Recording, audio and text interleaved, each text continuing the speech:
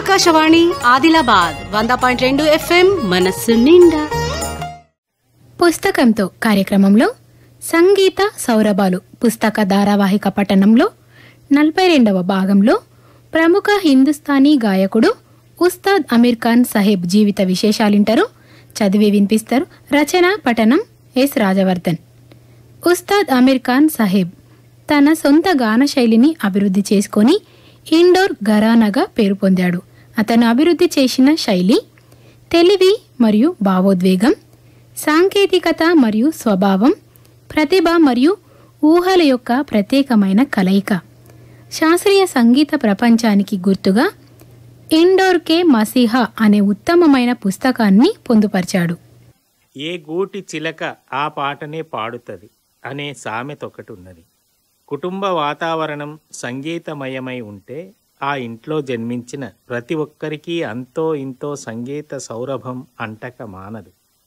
అట్లా అంటకపోవడమే ఆశ్చర్యం. ఉస్తాద్ అమీర్ ఖాన్ సాహిబ్ అటువంటి సంగీతమయ వాతావరణంలో పుట్టి పెరిగినాడు. అయితే ఆ వాతావరణం సారంగీ తీగల నుండి బయలువెడలే సుస్వరాలమయం. ఖాన్ సాహిబ్ తండ్రి ఉస్తాద్ షంషీర్ ఖాన్ సారంగి వీణ వాదనల్లో పండితుడు. భెండీ బజార్ ఘరానాకు చెందినవాడు.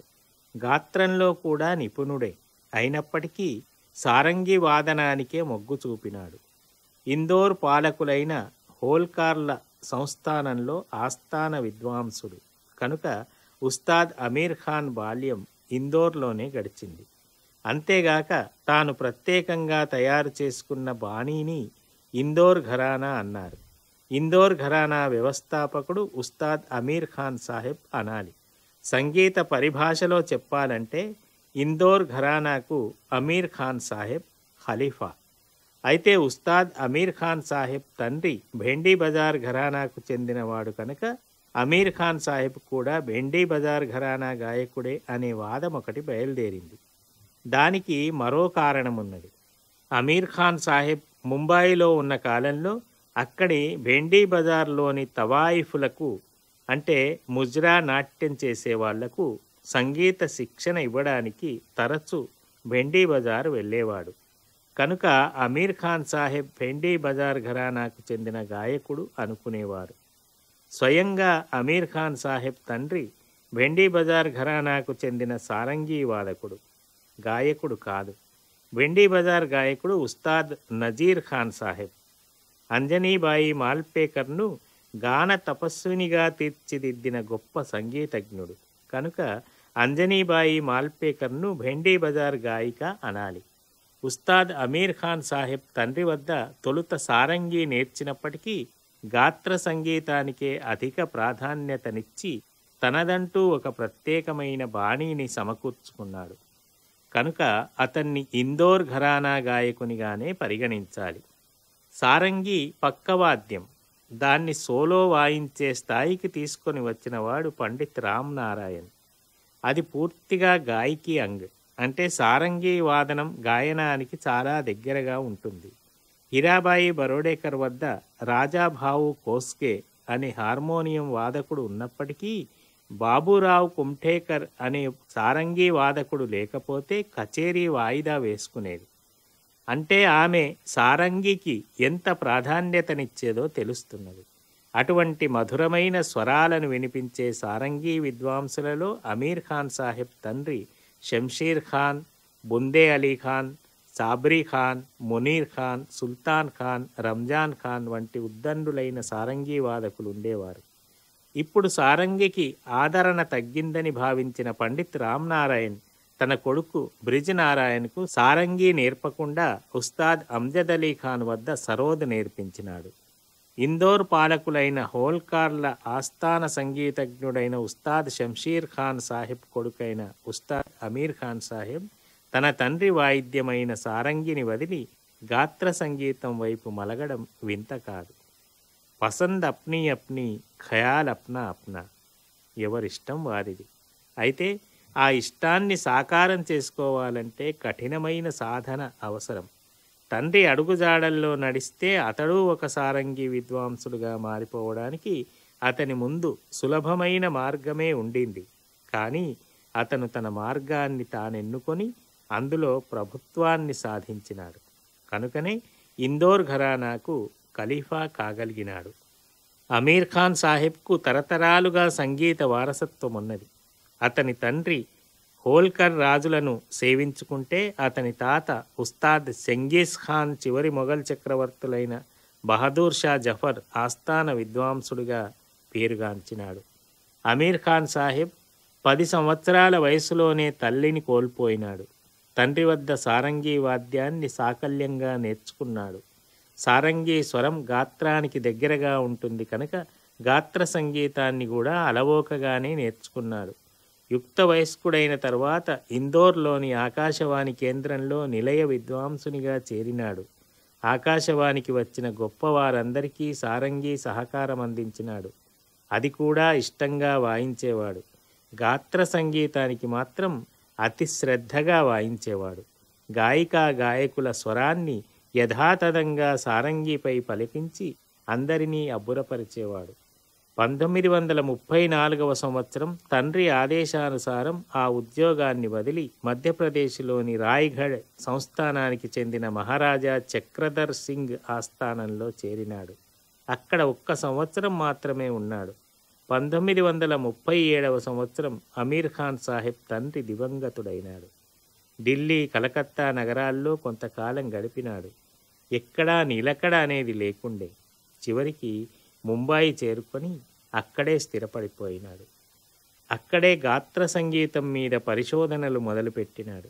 కిరాణా ఘరానాకు చెందిన విఖ్యాత గాయకుడు ఉస్తాద్ అబ్దుల్ వయీద్ ఖాన్ సాహెబ్ గాత్రానికి ప్రభావితుడైనాడు కనుక అతని గాత్రం మీద అబ్దుల్ వయీద్ ఖాన్ సాహెబ్ బాణి కొంత కనబడుతుంది. విలంబిత గతి గాత్రానికి తనకు అబ్దుల్ వహీద్ ఖాన్ ఆదర్శమైతే ఉస్తాద్ రజబ్ అలీ ఖాన్ సాహెబ్ ప్రభావం అతని తాండ్ల మీద కనబడుతుంది. ఇంకా అమీర్ ఖాన్ సాహెబ్ సంగీతంపై ఉస్తాద్ అమాన్ అలీ ఖాన్ ప్రభావం కూడా కనబడుతుంది. అమీర్ ఖాన్ గాత్రంపై ఆధ్యాత్మిక ప్రభావంతో పాటు సేన్యా ఘరానాకు సంబంధించిన ధృపద్ను కూడా అతని గాత్రంలో వినవచ్చు. దానిని రసజ్ఞులు ధృపద్ వంటి ఖ్యాల్ గానం అంటారు. ఉస్తాద్ అమీర్ ఖాన్ సాహెబ్ గాత్రం చాలా వరకు మంద్ర అతిమంద్ర సప్తకాలలోనే అధికంగా సాగుతుంది. గాయకుడు అంతర్ముఖుడై సమాధి స్థితిలో గానం చేస్తాడు. విలంబితం కూడా అతి విలంబితంగా సాగుతుంది. విలంబిత లయ, బోల్, ఆలాప్ అన్నీ మధ్యలయలోనే సాగుతాయి. మెల్లిమెల్లిగా వేగాన్ని అందుకోవడం ఈ ఘరానా ప్రత్యేకత. సర్గం అంటే సరిగమలు కూడా అట్లాగే సాగుతాయి. శుద్ధమైన రాగ్దారీ సంగీతాన్ని ఆస్వాదించేవారు మాత్రమే ఉస్తాద్ బాణీ అయిన ఇందోర్ ఘరానా సంగీతాన్ని ఆస్వాదించగలరని ఆభానకం ఒకటి మొదలైంది. ఛోటా ఖయాల్, రుబాయిదార్ తరానా వంటి ప్రక్రియలకు అమీర్ ఖాన్ సాహెబ్ అధిక ప్రాధాన్యతనిచ్చినాడు. ముఖ్యంగా తరానాలు గానం చేయటంలో ప్రత్యేకతను చాటుకున్నాడు. ఇతను కూర్చిన బాణీలను ఖయాల్ నుమా బందిష్ అంటారు. అంటే ఖయాల్ రూపంలో ఉన్న ధృపద్ అనవచ్చు. సారంగీ వాదనం మీది మీర్కంద్ పద్ధతిలో తమ బాణీని అభివృద్ధి పరిచినాడు. ఇతడు గానం చేసే బందిషులు చాలా వరకు ఫారసీ భాషలోనే ఉంటాయి.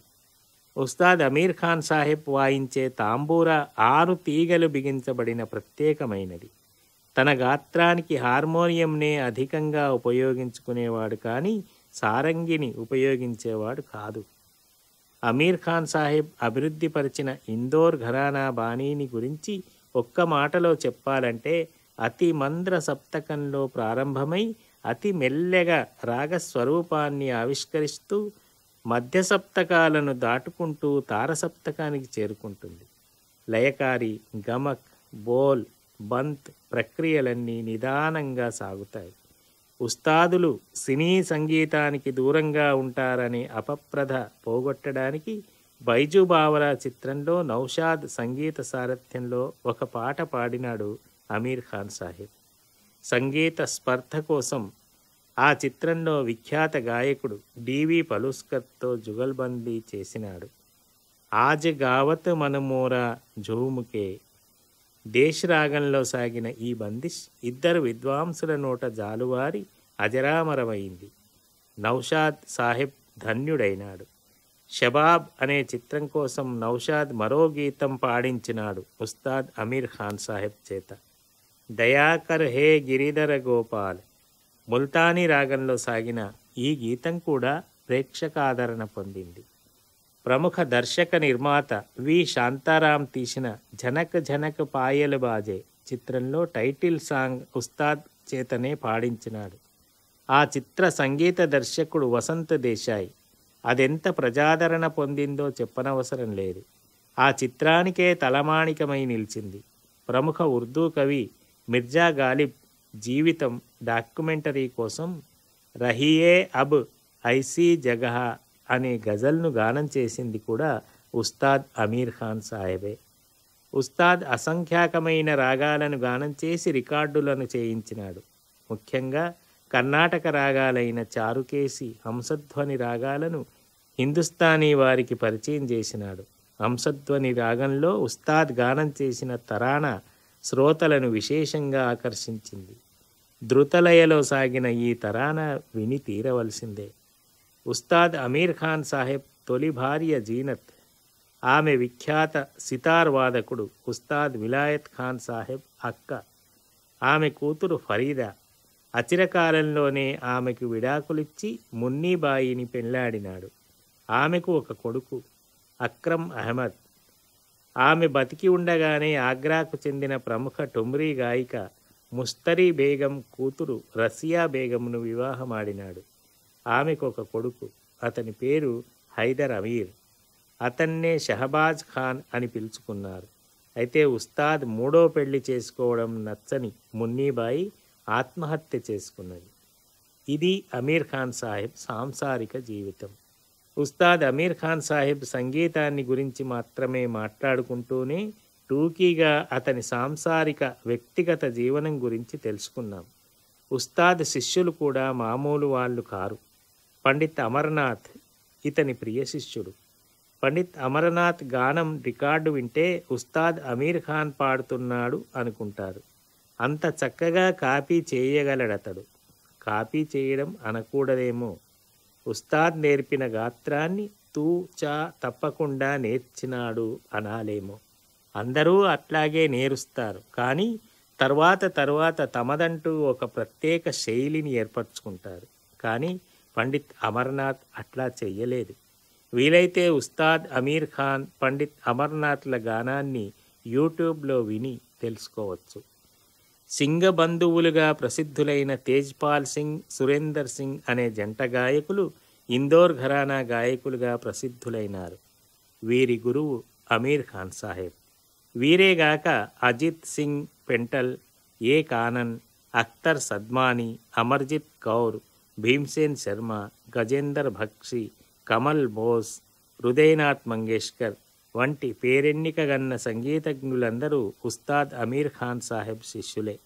అంతేగాక పండిత్ భీమ్సేన్ జోషి, గోకులోత్సవ్ మహారాజ్, మహేంద్ర టోక్రే, ప్రభా అత్రే, రషీద్ ఖాన్, అజయ్ చక్రవర్తి, రసిక్లాల్ అంధారియా, సంహితానంది, శాంతి శర్మ, నిఖిల్ బెనర్జీ వంటి సంగీతజ్ఞుల మీద ఉస్తాద్ అమీర్ ఖాన్ సాహెబ్ ప్రభావం ఉన్నదని వారే వినయంగా చెప్పుకుంటారు. పండిత్ జస్రాజ్ కూడా అమీర్ ఖాన్ సాహెబ్ సంగీతం తనకు చాలా ఇష్టమని చెప్పుకుంటాడు. ఉస్తాద్ అమీర్ ఖాన్ సాహెబ్ 1967 సంవత్సరం సంగీత నాటక అకాడమీ పురస్కారాన్ని అందుకున్నాడు. భారత ప్రభుత్వం 1971 సంవత్సరం పద్మభూషణ పురస్కారంతో గౌరవించింది. 15 ఆగస్టు 1912 సంవత్సరం ఇందోర్లో జన్మించిన ఉస్తాద్ అమీర్ ఖాన్ సాహెబ్ ఫిబ్రవరి 13, 1974 సంవత్సరం కలకత్తాలో ఒక కారు దుర్ఘటనలో దివంగతుడైనాడు. 61 సంవత్సరాలకే ఉస్తాద్కు 100 ఏండ్లు నిండిపోయినాయి. ఎవరూ శాశ్వతంగా ఉండిపోవడానికి రాలేదు. అయితే పోతూ పోతూ ఎంత కీర్తిని విడిచిపోయినారనేది ముఖ్యం. అతని శిష్య ప్రశిష్యుల వలన ఇందోర్ ఘరానా గాయకీలో ఉస్తాద్ అమీర్ ఖాన్ అమరుడు.